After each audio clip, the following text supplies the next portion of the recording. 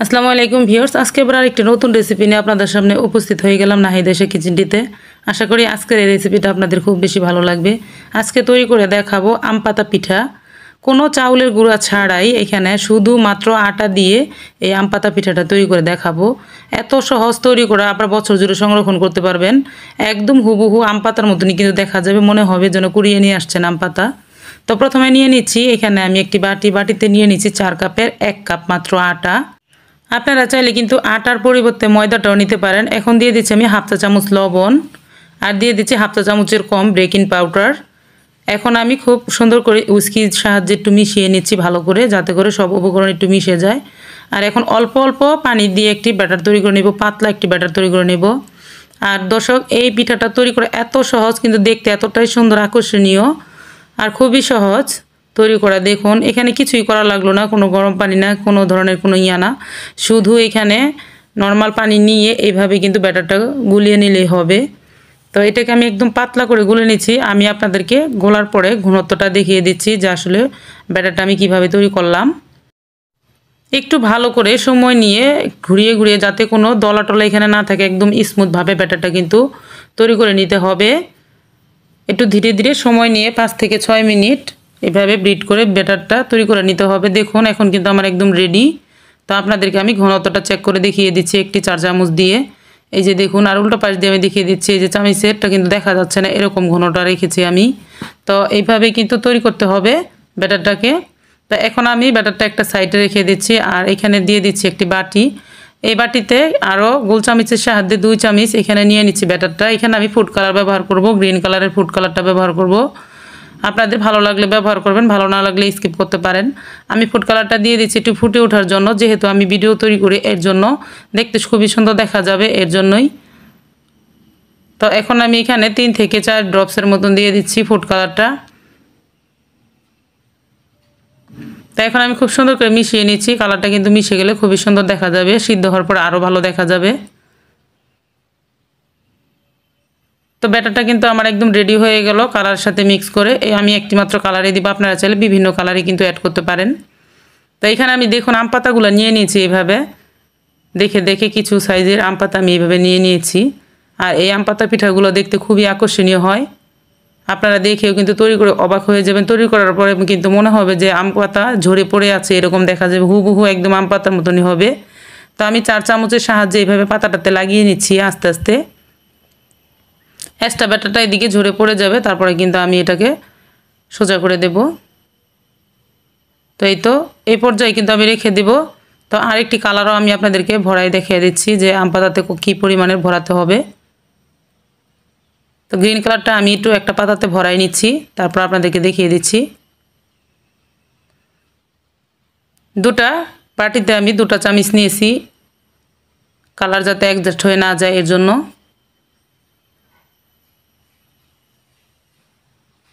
তো এটা তো আমি লাগিয়ে নিলাম, দেখুন এখন আমি দেখিয়ে দিচ্ছি কতটুকু পরিমাণের আমি ব্যাটারটা লাগিয়ে নিয়েছি। আটা দিয়ে এরকম একটি পিঠা হয়, আর তৈরি করলে কিন্তু অবাক হয়ে যাবেন। তো দেখুন, এখানে আমি একটি হাঁড়িতে পানি দিয়ে দিচ্ছি, পানিটা ফুটে উঠেছে। এখন আমি এরকম প্লাস্টিকের একটি চালনি দিয়ে দিয়েছি, আর এই চালনির উপরেই কিন্তু আমি 2টা 3টা এরকম যে কয়টা আর কি চালনিতে নিয়ে ধরে ওইভাবে দিয়ে আমি ঢাকনা দিয়ে ঢেকে দিচ্ছি। আর ঢাকনা দিয়ে ঢেকে আমি আপনাদেরকে সাথে সাথে দেখিয়ে দিচ্ছি, মাত্র 30 সেকেন্ডের মতন সময় লাগবে এই পিঠাগুলো ভাপিয়ে নিতে। এদিকে কিন্তু দেখাই যাবে, আমি এর জন্য ভিডিওটাকে স্কিপ করে দিইনি। দেখুন, একদম দেখাই যাচ্ছে কালারটা কিভাবে চেঞ্জ হয়ে আসতেছে, সিদ্ধ হয়ে যাচ্ছে, যে একদম দেখাই যাচ্ছে।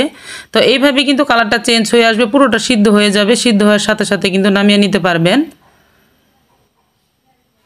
তো 1 মিনিট, খুব বড় জোর 1 মিনিটের উপরে কিন্তু সিদ্ধ করবেন না, তাহলে কিন্তু শক্ত হয়ে যাবে। তো এই তো হয়ে গেছে। আমি আপনাদেরকে ছাড়িয়ে দেখিয়ে দিচ্ছি কত সহজভাবে ছাড়ে যায়। আমি কিন্তু পাতাতে কোনো ধরনের তেল কিছুই লাগিয়ে নিইনি, এমনিতে কিন্তু ছাড়িয়ে নিচ্ছি। দেখুন, আমি আপনাদেরকে 2-3টা ছাড়িয়ে দেখাচ্ছি। খুব সহজভাবে কিন্তু এক কোণা ধরে টান দিলে খুব সুন্দরভাবে উঠে যাচ্ছে। পাতাটাকে নামিয়ে একটু ঠান্ডা করে নিতে হবে। তো একইভাবে আমি আরও একটি আপনাদেরকে ছাড়িয়ে দেখিয়ে দিচ্ছি। দেখুন কত সহজভাবে ছাড়িয়ে নেওয়া যাচ্ছে। এখানে কিন্তু আমি পাতাতে কোনো প্রকার তেলও লাগিয়ে নিইনি, তারপরেও কিন্তু উঠে যাচ্ছে। আর এরকম আটা দিয়ে এরকম পিঠাটা তৈরি করা একদম মজাদার একটি ব্যাপার। আর তৈরি করার সময় কিন্তু খুবই ভালো লাগে, এত ইজিভাবে উঠে যাচ্ছে। তো এভাবে কিন্তু আমি সবগুলো ভাপিয়ে নিয়েছি। আবার আপনাদেরকে আরেকভাবে দেখিয়ে দিচ্ছি, একেবারে ভাপ দিয়ে রেখে দিয়ে তারপর একেবারে কিন্তু ছুটাতে পারবেন, বারবার ছুটানো ঝামেলা হবে না। তো আমি কিন্তু এই যে দেখুন সবগুলো এখানে ভাপিয়ে নিয়েছি, এগুলো কিন্তু এখন ঠান্ডাও হয়ে গেছে। আর এদিকে আমি আপনাদেরকে ছুটিয়ে দেখিয়ে দিচ্ছি যে এইভাবে কিন্তু একা একা অনেকগুলো পিঠাই তৈরি করতে পারবেন। আম পাতা পিঠাগুলা বারবার তো ছুটানোর ঝামেলা হবে না, একবারে ভাপিয়ে নিয়ে ছুটিয়ে তারপর শুধু ফ্যানের বাতাসে শুকিয়ে নিলেই হবে। এটা কিন্তু রোদ্রে শুকা দেওয়ার কোনো ঝামেলা নেই, রোদ্রে শুকাতে হবে না। এই যে দেখুন গরম গরম টান দিলে কিন্তু আরও ভালোভাবে উঠতে চায় না, কিন্তু এই যে ঠান্ডা হয়ে গেলে ধরলেই মাত্র উঠে যাবে, একদম ইজিভাবে উঠে যাবে। এই যে দেখুন কোনো ব্যাপারই না উঠে যাওয়াটা। তো একইভাবে আমি সবগুলা ছাড়িয়ে নিলাম। আর এখন দেখুন হুবহু কিন্তু একদম কাঁচা আম পাতার মতনই কিন্তু দেখা যাচ্ছে, কত সুন্দর লাগতেছে। তো এগুলাকে কিন্তু আমি ফ্যানের বাতাসে শুকিয়ে নেব, আপনারা চাইলে রোদ্রেও শুকিয়ে নিতে পারেন। রাত্রে তৈরি করে ফ্যানের বাতাসের নিচে দিয়ে দিলে কিন্তু সারা রাত্রে কিন্তু শুকিয়ে যাবে, একবার শুধু উল্টে পাল্টে দিতে হবে। এগুলো এতটাই পাতলা যে এর জন্য খুব দ্রুতই কিন্তু শুকিয়ে যাবে, রোদ্রে শুকা না দিলেও কিন্তু হবে। তো দর্শক দেখুন আমি যে এভাবে কিন্তু একটা প্লাস্টিকের উপরে রাত্রে এভাবে শুকাতে দিয়েছি, আর এগুলো ফ্যানের বাতাসে কিন্তু শুকিয়ে যাবে খুব সুন্দরভাবেই। যেহেতু এখন গরমকাল, গরমকালে কিন্তু আমরা সারা রাত্রে ফ্যান ছাড়ানোই থাকে, তো এই পর্যায়ে কিন্তু এভাবে শুকিয়ে যায়। তো সবগুলো কিন্তু আমি এভাবেই শুকিয়ে নেব ফ্যানের বাতাসে। আপনাদেরকে সব কিছু A to Z দেখিয়ে দিলাম কত সহজভাবে এই পিঠাটা তৈরি করতে পারবেন। তো দর্শক এত ইজিভাবে এই পিঠাটা তৈরি করা যায়, ভাবাই যায় না যে এত সহজভাবে তৈরি করা যায়। এদিকে দেখুন শুকিয়ে আনার পরে কত সুন্দর দেখা যাচ্ছে, একটা পিঠাও ভেঙে যায়নি। আর দর্শক এই পিঠাগুলো কিন্তু দেখুন এখন দেখতে বোঝা যাচ্ছে যে আমি যেন আম পাতা কুড়িয়ে নিয়ে আসলাম, ওইভাবে ঝরে পড়ে আছে আর পাতাগুলোকে আমি কুড়িয়ে নিয়ে আসলাম, ঠিক ওই রকমই দেখা যাচ্ছে। আপনারাও চাইলে এরকম একটি পিঠা তৈরি করে কিন্তু সবাইকে চমকে দিতে পারেন।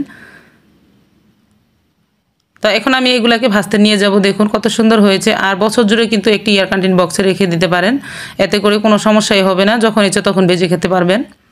তো আমি কড়াইতে তেল বসাইছি, তেলটা কিন্তু খুব ভালো করে হাই হিটে গরম হয়ে আসছে।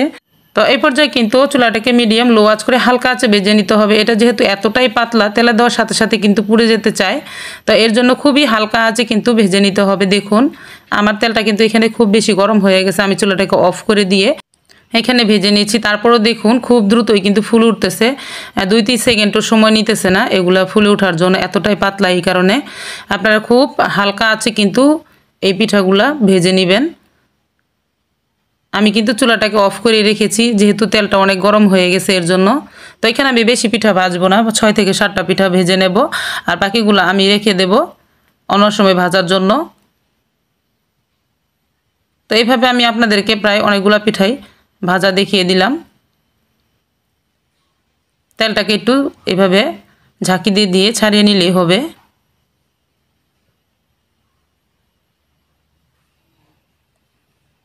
দেখুন দর্শক চুলাটা কিন্তু এখনও অফ আছে, তারপরেও কিন্তু এতটাই পাতলা যে সাথে সাথে ফুল উঠতেছে। কত সুন্দরভাবে কিন্তু এই পিঠাগুলো তৈরি হয়ে গেল, দেখতেও কত সুন্দর দেখা যাচ্ছে। তো এখন চাইলে কিন্তু আপনারা এগুলো এমনিতেও খেতে পারবেন, আবার চিনি ছিটিয়েও খেতে পারবেন।